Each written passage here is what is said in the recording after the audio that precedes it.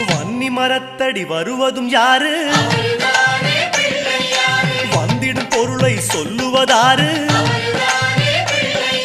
அவன் பொறி கடலை கேட்பது யாரு? நிதிமதி நிம்மதி தருவது யாரு? எருக்கம் மாலை கேட்பது யாரு? பிணக்கம் நீக்கும் சாமியும் யாரு?